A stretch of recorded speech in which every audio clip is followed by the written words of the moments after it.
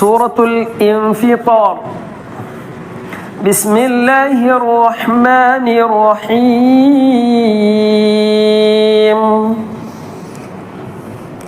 ഇദസ് സമാഉ ഫതറത്. ഇവിടെ തുടക്കം ഇദാ എന്നാണുള്ളത്. പിന്നെയുള്ളത് ഒരു അലിഫ്. ഇദാ എന്ന് കഴിഞ്ഞതിന് ശേഷം ഒരു അലിഫ്, ഹംസത്തുൽ വസ്ൽ. ആ അലിഫിൻ്റെ മുകളിൽ ചെറിയൊരു ചിഹ്നമുണ്ടല്ലോ, ആ അലിഫ് കൂട്ടി വായിക്കുമ്പോൾ ഉച്ചരിക്കുകയില്ല. അപ്പോൾ പിന്നെ അത് ഒഴിവാക്കിയിട്ടാണ് വായിക്കേണ്ടത്. ഇതാ. പിന്നെയുള്ളത് ലാമാണ്. ലാമിന് ഫത്ഹ് കസ്റൊന്നും ഇല്ലാത്തതുകൊണ്ട് ലാമും ഉച്ചരിക്കേണ്ടതില്ല. പിന്നെയുള്ളത് സീനാണ്. സീന് ഷദ്ദുണ്ട്, ഫത്ഹ് ഉണ്ട്. സ എന്ന് പറയണം. അപ്പം ഇതാ സ എന്നാണ് ഉള്ളത്. പക്ഷേ നീട്ടാനുള്ള അക്ഷരത്തിന് ശേഷം ഷദ്ദോ സുക്കൂന വന്നാൽ നീട്ടുകയില്ല. അപ്പോൾ അവിടെയുള്ള ഇതാ എന്നതിൻ്റെ അലിഫും ഒഴിവാക്കണം. ഇതാ എന്ന് വായിക്കരുത്. കാരണം ശേഷമുള്ളത് ഷദ്ദാണ്. ഉച്ചരിക്കുന്നത് അക്ഷരം ഷദ്ദുള്ള അക്ഷരമാണ്, അല്ലെങ്കിൽ സുക്കൂനുള്ള അക്ഷരം. ഷദ്ദുള്ള അക്ഷരമോ സുക്കൂനുള്ള അക്ഷരമോ വന്നാൽ ഇദാസ എന്ന് വായിക്കൂല. ഇദസ്സമ അവിടെ നീട്ടാനുണ്ട്. ഇദസ്സമാഉ ഫതറത്.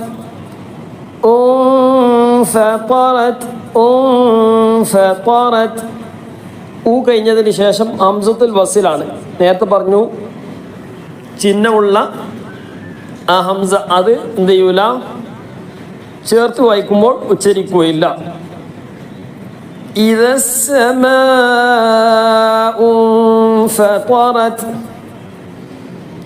അപ്പോൾ ഈ രൂപത്തിലാണ് ഇനിയുള്ള ബാക്കിയുള്ളതൊക്കെ നമ്മൾ ദിനം ശ്രദ്ധിക്കണം.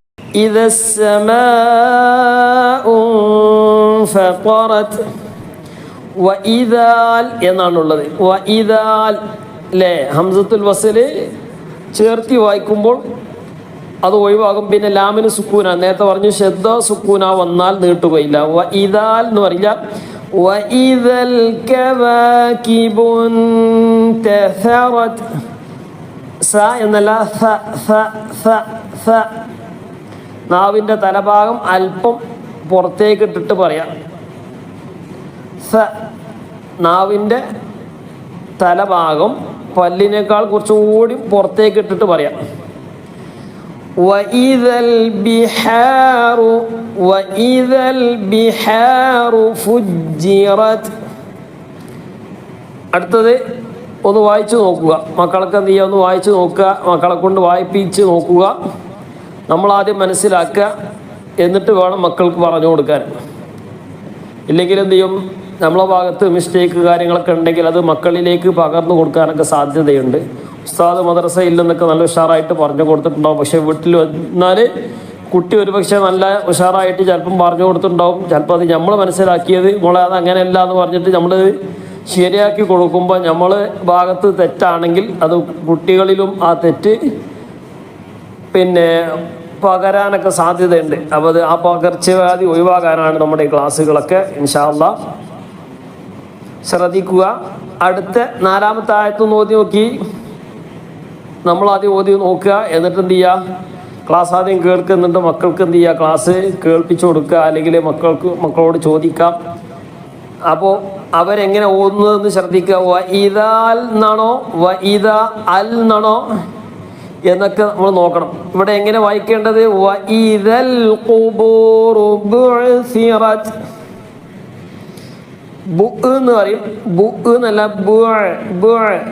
നമ്മുടെ കഴുത്തിൻ്റെ തൊണ്ടയുടെ മധ്യഭാഗത്തു നിന്നാണ് വരേണ്ടത്. ബു എന്നല്ല, ബു എന്ന് പറയുമ്പോൾ ഏറ്റവും താഴെ ഭാഗത്തു നിന്നാണ്. ബു അങ്ങനെയും പറയണ്ട. ബുഇസിറത് തൊണ്ടയുടെ മേലേ ഭാഗത്തു നിന്നാണ്. ബു അത് ഐനാണ്, പുള്ളിയുള്ള അക്ഷരമാണ്. അതിൻ്റെ താഴെ ഭാഗത്തു നിന്നാണ് ബുഇസിറത്. അലിമത്ത് എന്ന് പറയുന്നത് അലിമത്ത് അതുമല്ല. علمت نفس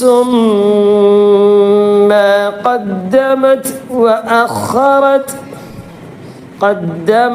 وأخرت علمت نفس ما. അവിടെ നിന്ന് മണിക്കുക. നഫ്സും മാ ഖദ്ദമത് വഅഖറത് യാ അയ്യുഹൽ ഇൻസാനു മാ ഗറക ബിറബ്ബിക്കൽ കരീം. യാ മദ് നീട്ടാനുണ്ട്. അയ്യുഹ എന്നാണുള്ളത്. അയ്യുഹ ശേഷമുള്ളത് ലാമിന് സുക്കൂനാണ്. അപ്പോൾ എങ്ങനെ വായിക്കാം? ഒന്ന് വായിച്ചു നോക്കി. യാ അയ്യുഹൽ ഇൻസാനു എന്ന് പറയുന്നത് ഇൻസാനു മാ. ചെറിയ കുട്ടികളായതുകൊണ്ട് എല്ലാ നിയമങ്ങളും പറഞ്ഞു കൊടുക്കേണ്ട. വിഷയങ്ങൾ തിരിയുന്ന വിഷയങ്ങളൊക്കെ എന്ത് ചെയ്യാമെന്ന് പറഞ്ഞു കൊടുക്കും. കുട്ടി വായനക്ക് എന്ത് ചെയ്യാമെന്ന് നമുക്ക് അക്ഷരങ്ങൾ ശുദ്ധി ആക്കുക. ഇതൊക്കെ തന്നെയാണ് ചെറിയ മക്കളിൽ നമ്മൾ ശ്രദ്ധിക്കേണ്ടത്. യാ അയ്യുഹൽ ഇൻസാനു മാ ഗറക. നേരത്തെ പറഞ്ഞു പുള്ളിയുള്ള അക്ഷരം മുകളിൽ നിന്നാണ്. മാ ഗറക ബിറബ്ബിക്കൽ കരീം. ما غرك بربك الكريم. بربك ക എന്നതിന് ശേഷം ഹംസത്തുൽ വസിലാണ്. പിന്നെയുള്ളത് ലാമിന് സുക്കൂനാണ്. അപ്പോൾ ബിറബ്ബിക്കൽ ഇങ്ങനെയുള്ള സ്ഥലങ്ങൾ എന്ത് ചെയ്യുക? വേഗം കൂട്ടി വായിപ്പിക്കാൻ ശീലിപ്പിക്കണം. മാ ഗറക ബിറബ്ബിക.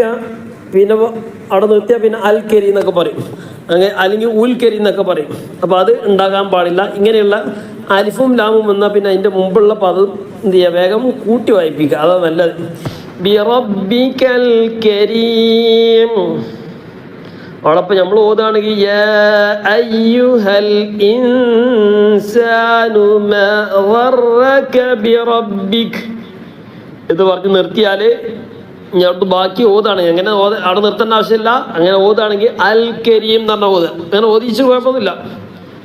അങ്ങനെ അവിടെ നിർത്തിയാൽ പിന്നെ എന്ത് ചെയ്യാം? മാ ഗറക ബിറബ്ബിക്കൽ കരീം. അപ്പോൾ അത് എടുത്തു ഓതുക. അടുത്ത അല്ലദീ. അലിഫും ലാമും വരുന്ന സ്ഥലത്ത് ആ എന്നാ വായിക്കേണ്ടത്. തുടക്കം ഹംസത്തുൽ വസിൽ വരുന്ന സ്ഥലത്ത് നമ്മൾ പറഞ്ഞു ഇവിടെ എന്തിനാ ഈ ഹംസത്തുൽ വസിൽ എന്തിനാ? അത് നമ്മൾ അതിൻ്റെ മുമ്പത്തെ ആയത്തിൽ നിർത്തിയിട്ടില്ല എങ്കിൽ, നിർത്താതെ ഓതുകയാണെങ്കിൽ അപ്പോൾ പിന്നെ ഹംസത്തുൽ വസിൽ ഈ അലിഫ് ഉണ്ടല്ലോ, ആ അലിഫ് ഒഴിവാകും. എങ്ങനെ? മാ ഗറക ബിറബ്ബിക്കൽ കരീമില്ലദീ ഖലഖക മിൽ കരീമില്ലദീ. ആയത്തിൻ്റെ അവസാനം ആയതുകൊണ്ട് നമ്മൾ എന്ത് ചെയ്യുക? എല്ലാ ആയത്തിൻ്റെ അവസാനം നിർത്തി ഇനി ഓതുമ്പം അടുത്ത ആയത്താണ്. അപ്പോൾ പുതിയ ആയത്താണ്. അപ്പം ഇനി ഓതുമ്പം ലദീ എന്നല്ല അവിടെ ആ ഹംസത്തുൽ വസിൽ ആവശ്യമാണ്. അപ്പം ലദീ എന്ന് പറയില്ല. അല്ലദീ ഖലഖ എന്നല്ല ഖലഖ. ഓരോ അക്ഷരത്തിനും അതിൻ്റെതായ നമ്മൾ ഇംഗ്ലീഷിലൊക്കെ പറയുമല്ലോ പ്രൊണൗൺസിയേഷൻ. അപ്പോൾ അതൊക്കെ എന്ത് ചെയ്യുക? ഒന്ന് ശ്രദ്ധിക്കേണ്ടതുണ്ട്. ഖലഖക ഫസവ്വാക ഫഅദലക അല്ലദീ ചില ഹ എന്നൊക്കെ പറയും കുട്ടികളൊക്കെ. ഹ അത് എന്ത് ചെയ്യണം? ഒന്ന് ശീലാക്കണം. പെട്ടെന്ന് തന്നെ എന്ത് ചെയ്യണ്ട? പറയടാ എന്ന് പറഞ്ഞിട്ട് അല്ലെങ്കിൽ മക്കളോട് എന്ത് ചെയ്യരുത്? അങ്ങനെ പറയരുത്. ഒന്ന് എന്ത് ചെയ്യുക? ശീലമായിക്കോട്ടെ. ഒന്ന് നമ്മളെന്ത് ചെയ്യുക? ഒന്ന് കാണിച്ചു കൊടുക്കുക, അല്ലെങ്കിൽ ക്ലാസ് കേൾപ്പിക്കുക. അതിങ്ങനെ എന്ത് ചെയ്യാം? അതൊരു ശീലമായിട്ട് വരണം. അല്ലദീ ഖലഖക എന്നൊക്കെ പറയും കുട്ടികൾ മാത്രമല്ല, ചിലപ്പോൾ നമ്മളൊക്കെ ചിലപ്പോൾ അങ്ങനെ ആയിപ്പോകാൻ സാധ്യതയുണ്ട്. അങ്ങനെ ഉണ്ടെങ്കിൽ അതൊക്കെ മാറ്റുക. അല്ലദീ ഖലഖ. കേതല്ല രണ്ടക്ഷരം അവിടെ ഉണ്ട്. അത് രണ്ടും വരണം. ഖലഖക ഖലഖക ഖലഖക പക പക ഖി ഓ കു പക. അതിൻ്റെ അഖ അക അഖി അക്കി അഖു അഖു അഖ് അഖ് ആ ഒരു ശബ്ദത്തിന് തന്നെ ഒരു വ്യത്യാസമില്ലേ? അത് നമ്മൾ എന്ത് ചെയ്യണം? ശീലമാക്കണം.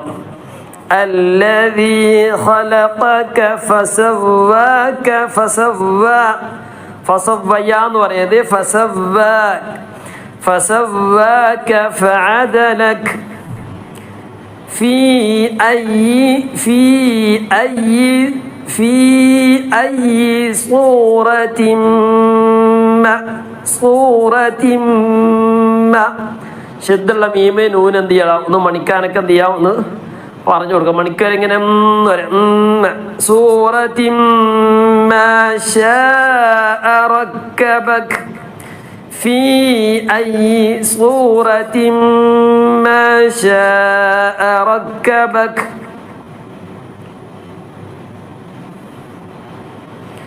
كلا بل تكذبون بالدين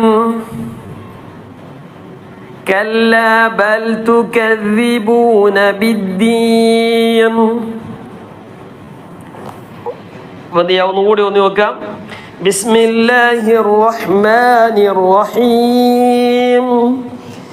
إذا السماء انفطرت وإذا الكواكب انتثرت وإذا البحار فجرت وإذا القبور بعثرت علمت نفس ما قدمت وأخرت يا أيها الإنسان ما غرك بربك الكريم الذي خلقك فسواك فعدلك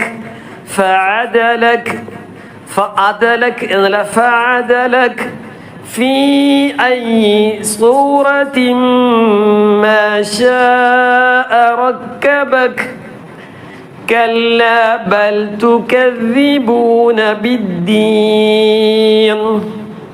അപ്പോൾ ഇന്ന് 9 ആയത്ത് മതി. ഇൻഷാ അല്ലാഹ് ബാക്കി നമുക്ക് പിന്നീട് ക്ലാസ് എടുക്കാം.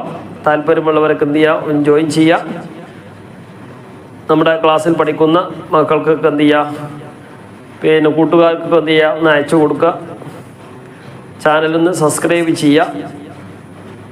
ഇൻഷാ അല്ലാഹ് അല്ലാഹു തആല നമ്മുടെ എല്ലാം കബൂൽ ചെയ്ത് അനുഗ്രഹിക്കുമാറാകട്ടെ. മനോഹരമായിട്ട് പാരായണം ചെയ്യാനും നമുക്ക് പഠിക്കാനും നമ്മുടെ മക്കൾക്ക് പറഞ്ഞു കൊടുക്കാനൊക്കെ ഉള്ള തൗഫീഖ് അല്ലാഹു തആല പ്രദാനം ചെയ്ത് അനുഗ്രഹിക്കുമാറാകട്ടെ.